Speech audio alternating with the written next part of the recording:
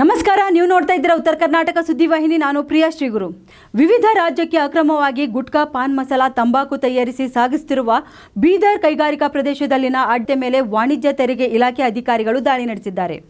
ವಾಣಿಜ್ಯ ತೆರಿಗೆ ಇಲಾಖೆ ಸಹಾಯಕ ಆಯುಕ್ತ ಮಹೇಶ್ ಪಾಟೀಲ್ ನೇತೃತ್ವದಲ್ಲಿ ಭರ್ಜರಿ ಕಾರ್ಯಾಚರಣೆ ನಡೆದಿದ್ದು, ಲಾರಿ ಚಾಲಕ ಹಾಗೂ ಕೆಲ ಸಿಬ್ಬಂದಿಗಳನ್ನು ಪೊಲೀಸರಿಗೆ ಒಪ್ಪಿಸಿದ್ದಾರೆ.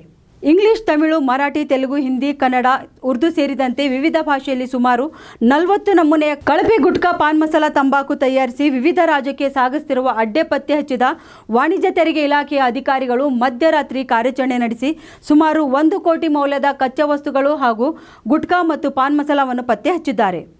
ಸ್ಥಳಕ್ಕೆ ಆಹಾರ ಸುರಕ್ಷತಾಧಿಕಾರಿ, ನ್ಯೂಟನ್ ಠಾಣೆ ಸಿಪಿಐ ವಿಜಯಕುಮಾರ್ ಹಾಗೂ ವಾಣಿಜ್ಯ ತೆರಿಗೆ ಅಧಿಕಾರಿಗಳಾದ ಮಹೇಶ್ ಪಾಟೀಲ್, ಶಿವಕುಮಾರ್ ಸ್ವಾಮಿ, ಅಶೋಕ್ ಹಾಗೂ ಮಹೇಶ್ ಮಾಶೆಟ್ಟಿ ಸೇರಿದಂತೆ ಅಧಿಕಾರಿಗಳ ತಂಡ ದಾಳಿ ನಡೆಸಿದೆ.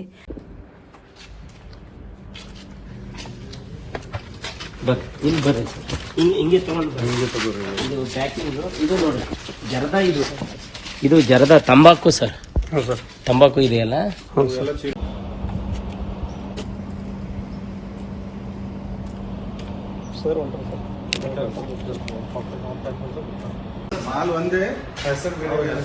ಸರ್ ಇಲ್ಲಿ ನೋಡಿ, ಇದು ಸಿತಾರ ಅದ sir. Pan masala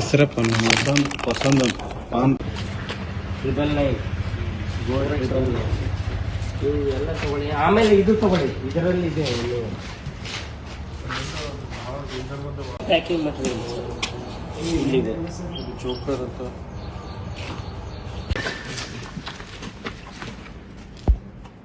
PK ready ಇದೆ. ಇದು ಇಲ್ಲ ವರ್ಷ ಹರಿದಿಂದ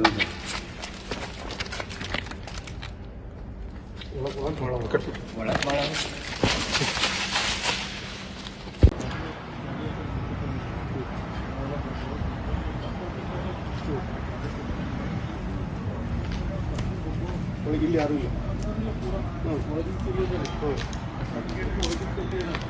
ನಿರಂತರ ಸುದ್ದಿಗಾಗಿ ನೋಡ್ತಾ ಇರಿ ಉತ್ತರ ಕರ್ನಾಟಕ ಸುದ್ದಿವಾಹಿನಿ.